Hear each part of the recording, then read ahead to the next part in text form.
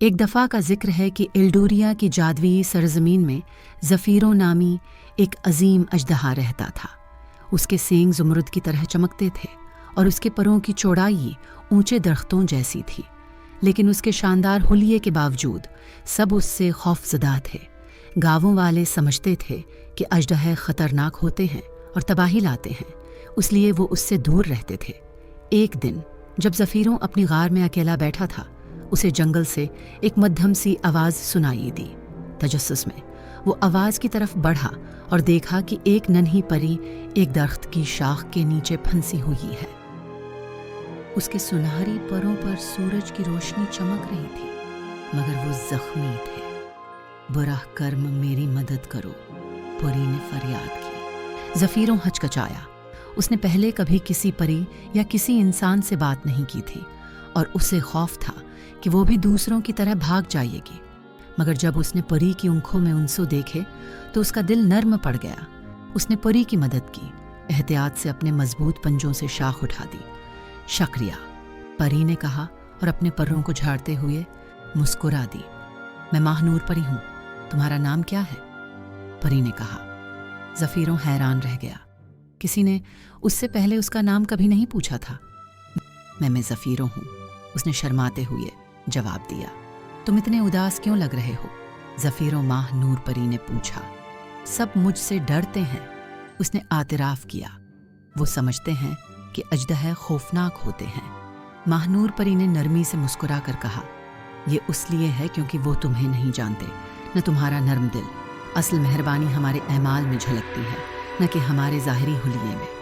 ماہ نور پری کی باتوں سے متاثر ہو کر زفیروں نے گاؤں والوں کو اپنی اصلی شخصیت دکھانے کا فیصلہ کیا۔ ایک دن جب گاؤں میں اگ بھڑک اٹھی تو زفیروں نے اپنے طاقتور پروں سے ہوا کے جھکڑ پیدا کیے اور کافی دیر تک اپنی جدوجہد کے باوجود اگ اور شعلوں کو بجھا دیا۔ تو سب لوگ بہت خوش ہوئے اور زفیروں کی تعریفیں پورے گاؤں میں ہوتی رہی۔ اس طرح گاؤں کے لوگ زفیروں کو اچھا سمجھنے لگے، جس سے زفیروں کو خوشی ملی۔ کچھ دنوں کے بعد گاؤں میں ایک چروا اپنی بھیڑوں کو چرا رہا تھا، تو ایک خون خوار بھیڑے نے چروا کی بھیڑوں پر حملہ کیا۔ تو زفیروں نے موقع پر پہنچ کر ایک ہی گرج سے بھیڑے کو بھگا دیا۔ چروا نے یہ منظر دیکھا اور اس کو بہت خوشی ہوئی۔ وہ زفیروں سے بہت متاثر ہوا، اس کے پاس بے خوف ہو کر آیا، اس کا شکریہ ادا کیا اور کافی باتیں کی، جس سے زفیروں مسکرایا اور اس کے دل میں خوشی کی لہر دوڑ اٹھی۔ پھر یوں ہی دن گزرتے گئے۔ آہستہ آہستہ گاؤں والوں نے اسے ایک محافظ کی نظر سے دیکھنا شروع کر دیا، نہ کہ ایک عفریت کے طور پر۔ ایک دن گاؤں میں ایک شاندار تہوار منایا گیا اور پہلی بار زفیروں کو مدعو کیا گیا۔ بچے خوشی سے جھوم اٹھے جب اس نے آسمان میں پرواز کی اور اپنی شالہ فشانی سے بادلوں میں قوس قزح کے رنگ بکھیر دیے۔ تم بالکل درست کہہ رہی تھی ماہ نور پری، زفیروں نے خوشی سے کہا۔ اصل مہربانی ہمارے عمل میں ہوتی ہے، نہ کہ ہمارے ظاہر میں۔ ماہ نور پری مسکرا دی اور اب دنیا اسی حیرت انگیز اژدہے کو دیکھ رہی ہے جس سے میں جنگل میں ملی تھی۔ دونوں اس بات پر مسکرا دیے۔ زفیروں اور ماہ نور پری نے گاؤں کے لوگوں کو بہت خوش کیا اور اس طرح خود بھی سیر و تفریق ہوئے۔ یہ دونوں بہت اچھے دوست بن چکے تھے۔ تہوار کے ختم ہوتے ہی زفیروں اور ماہ نور پری وہاں سے روانہ ہو گئے۔ اس دن کے بعد زفیروں کو کبھی بھی خوف کی علامت نہیں سمجھا گیا، بلکہ اسے محبت دی گئی، اور جب بھی کوئی خود کو الگ تھلگ محسوس کرتا تو وہ اسمان کی طرف دیکھتا، جہاں ایک عظیم اژدہا اور ایک ننھی سی پری یاد دلاتے کہ مہربانی میں وہ طاقت ہے جو سب کچھ بدل سکتی ہے۔ زفیروں نے ماہ نور کو اپنے پورے جنگل کی سیر کروائی۔ ایک روز گھومتے گھومتے وہ ایک خوبصورت جگہ پر آ کر بیٹھ گئے اور غروب آفتاب کا نظارہ دیکھنے لگے۔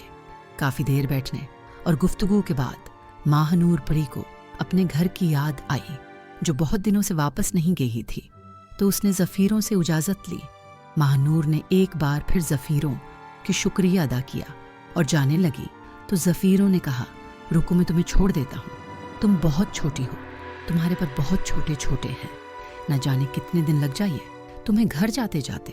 یہ سن کر ماہ نور پری اور زفیروں نے قہقہ لگایا، ماہنور پری ظفیروں کی کمر پر بیٹھ گئی اور وہ دونوں سفر پر روانہ ہو گئے۔ راستے میں خوب باتیں کی، ایک دوسرے کو کہانیاں سنائیں اور ایک ساتھ گزارے ہوئے ٹائم کو یاد کیا جو بہت خوبصورت تھا۔